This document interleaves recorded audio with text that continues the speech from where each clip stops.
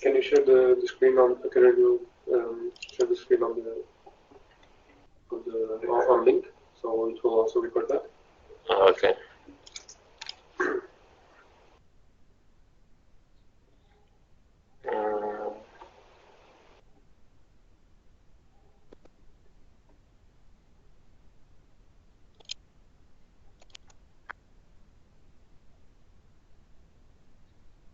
Okay.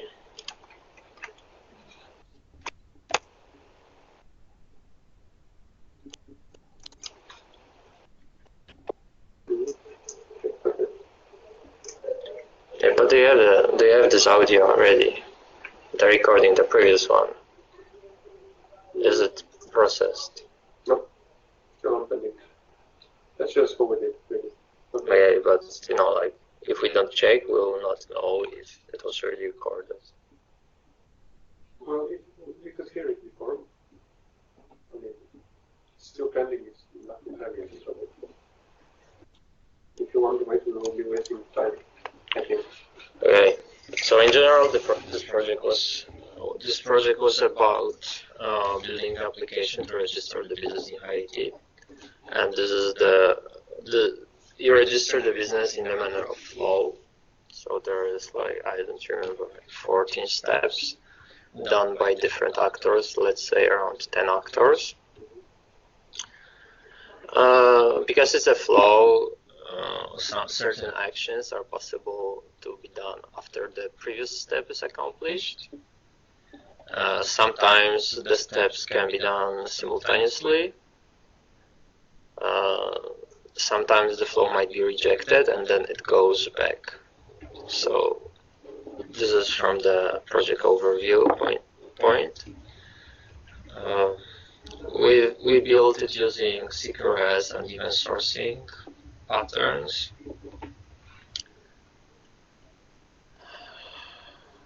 Having said that, we heavily use events in this application. So if somebody does something, it fires events, then the state changes, state of the registration.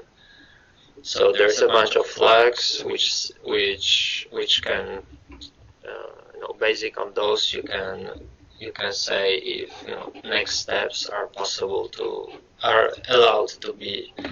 enabled to be doing for completion.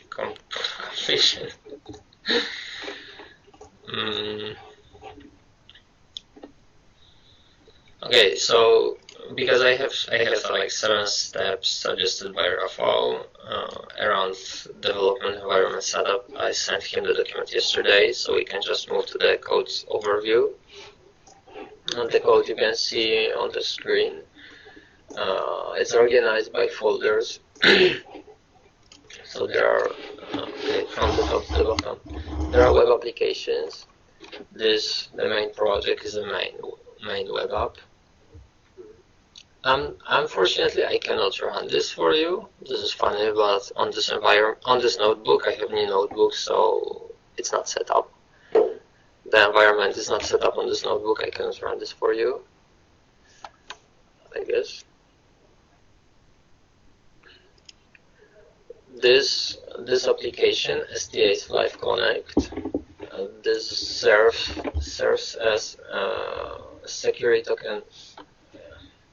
security token service because we use, and this is used for authentication. The application was deployed to Azure. We use Azure ACS Access Control Service for authentication. It's a self sign-on. It provides self sign-on functionality.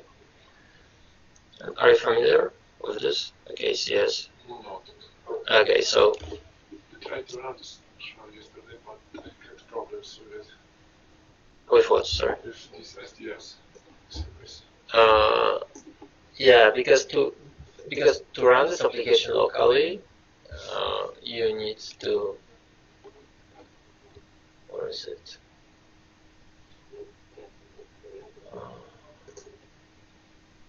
Okay, I didn't have it installed here. You need to have the Windows. Yes, not always, not all only, but what is it called? Identity Foundation, something like that. So It's yeah, it can be downloaded. I need to double check. could you add some notes to the probability of mass hosting program?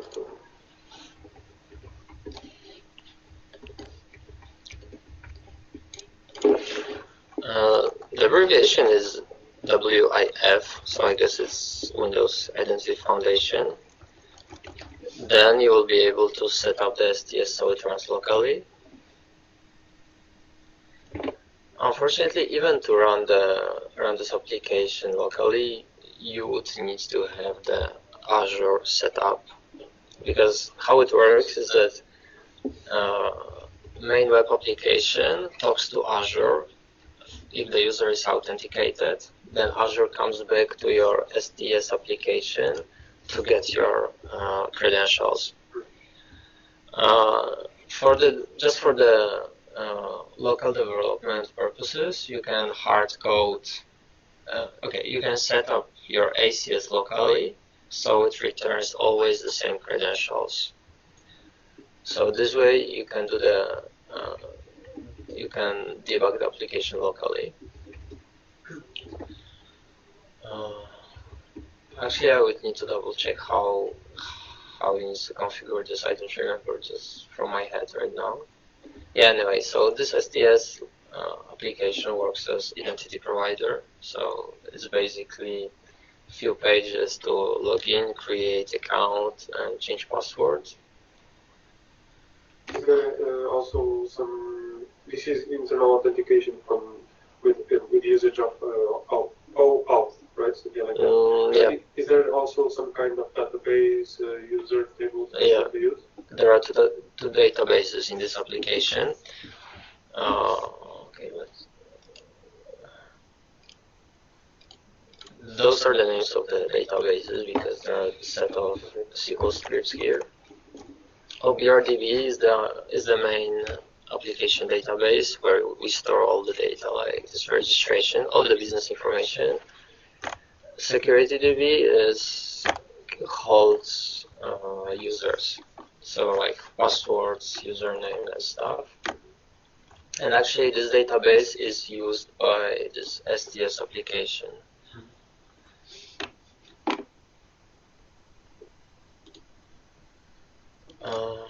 This web application is it's an MVC app that is invoked by Azure Scheduler on Azure, and this is basically it fires scheduled jobs. So, for example, recalculating statistics, sending emails. So there is an email controller there that will be pinged every minute by Azure Scheduler, so it takes the package of emails to be sent and send them, because we have own queue of emails. We don't send emails directly to SMTP client, but we schedule them in the database, so nothing is gone. And when the scheduler picks up the package of the emails, it will just send them.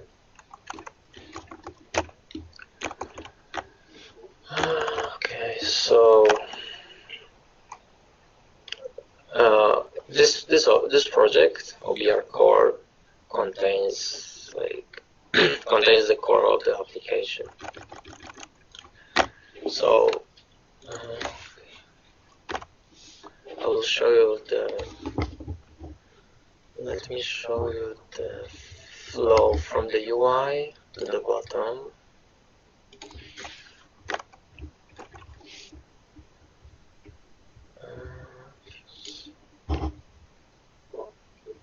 Yeah, it's a huge application. So let's say one of the steps in the flow is the shareholder who is creating the registration needs to pick up a lawyer. This is the business, one of the business steps. So we have this select lawyer view. Okay, let's find.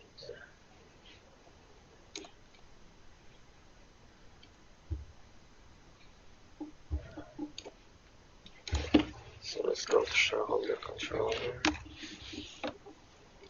Oh, it just hung. It's nice. Is it on EBS or? Yeah, I'm not sure.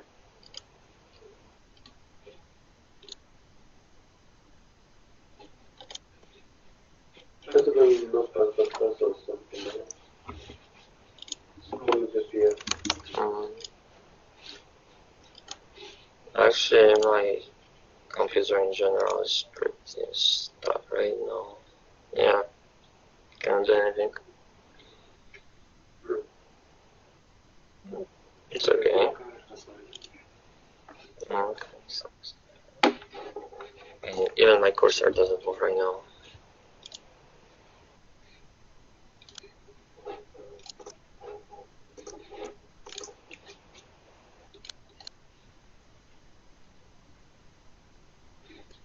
This project broke your computer. Yeah, it broke a lot. Okay, Yeah, because so the purpose to finding this view was to show you how do you actually how the actions are done from the view to the layer of commands and events. Because how it works would be obviously the UI invokes an action. There is a command which is created. The command is fired. Certain conditions, if the command is allowed to be fired in this moment, are checked, and the command invokes a set of events. And then in the event handlers, you have the state modified. So, for example, we would store in this case we would store obviously which one lawyer was selected, but also there would be state updated that the lawyer is actually selected, so the next step is possible. Next action in the flow it's available. So this is the part of the in the CQRS command query separation, responsibility separation. So this is the flow of the command. The other one, the query. Query means that you can have dedicated databases or views dedicated for certain view of the application. So it's kind of the duplication in database, but this way you hold tables that are that should perform better for the certain views of the app. So, for example, we would store company name in the 10 different tables, but each of those tables is used by different view of the UI.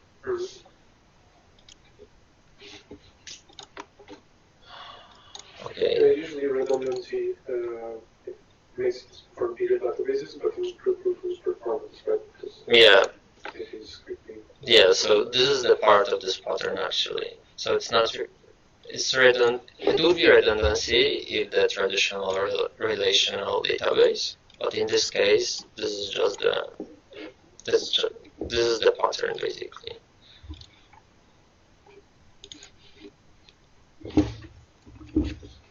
Okay. Pause the recording because that doesn't make sense.